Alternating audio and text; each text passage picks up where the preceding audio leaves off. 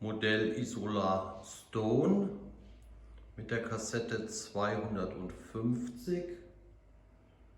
Hier haben wir mal ein paar Holzscheite als Dekoration auf den Feuerauslass gelegt.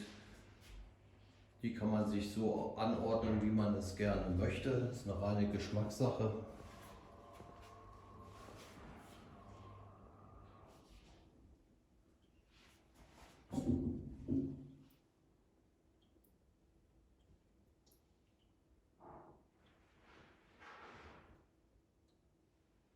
Firma Gebrüder Grafens, www.elektrokamin.com. Danke fürs Anschauen.